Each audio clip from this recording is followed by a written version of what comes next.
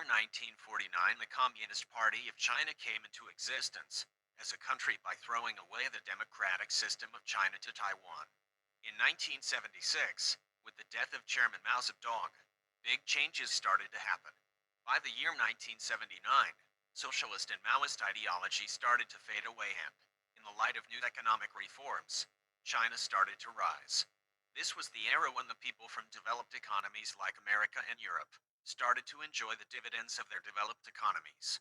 As a result, life became more relaxed and luxurious.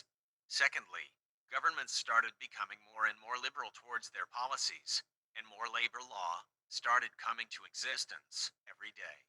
On the contrary, China with special communist laws, strict controlling power, new economic policy along with the world's largest population has a workforce, and being one of the largest countries with vast resources, cleverly using this opportunity for its growth and economic development. China became the fastest growing economy in the world from the year 1979 to 2018, and able to pull millions of Chinese out of poverty. The life of Chinese people started changing drastically.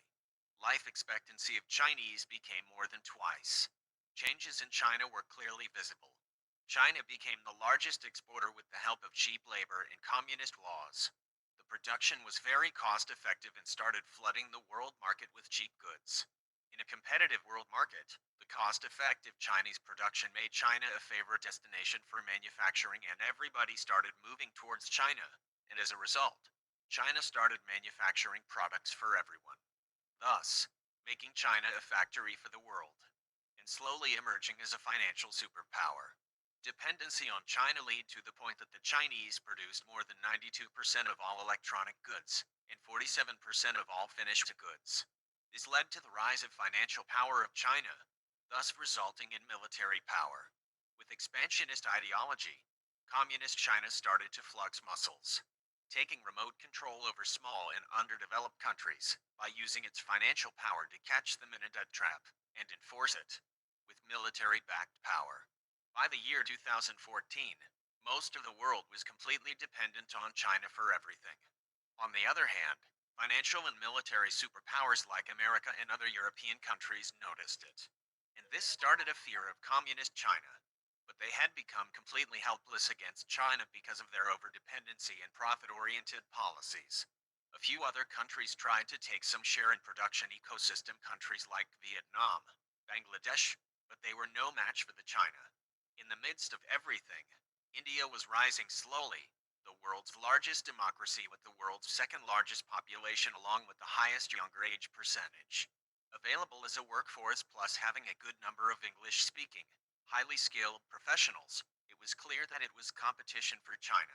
In the year 2014, the nationalist government of Narendra Modi came into power.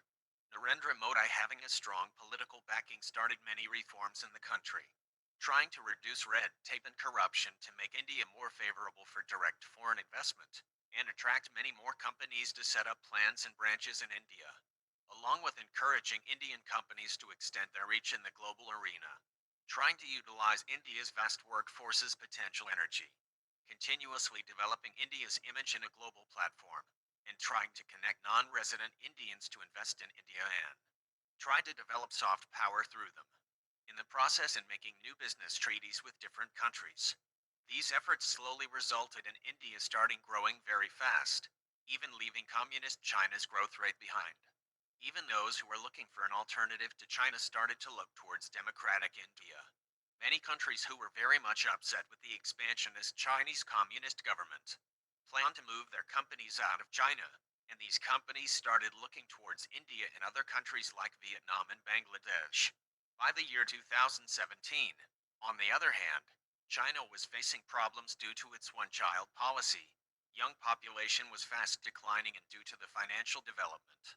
Now the cheap labor was no longer available, resulting in the downfall of its growth rate, as China was slowly losing its own game and India was catching up with it.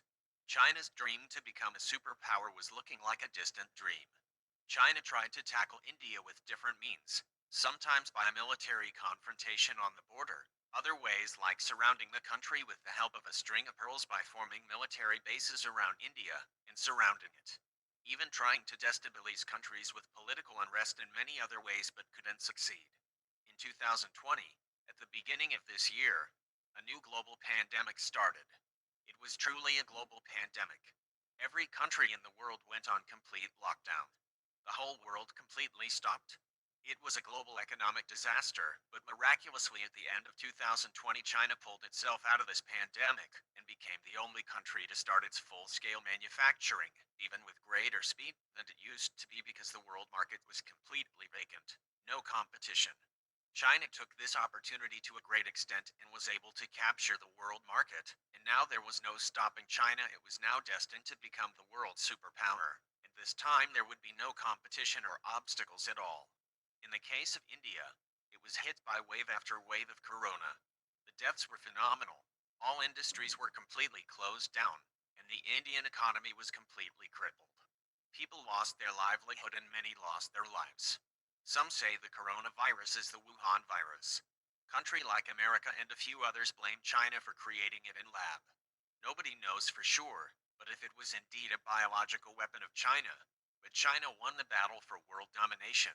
Now China has world 97% production alone. The total world economy is now in the hands of China, and directly or indirectly, China has become the superpower. It's now up to us to decide what to do next. The detailed short videos about all the instances leading to this point will be coming shortly. All the research data will be shared, and please subscribe it so that you can learn all the important facts along with dates. It could be useful for exam preparation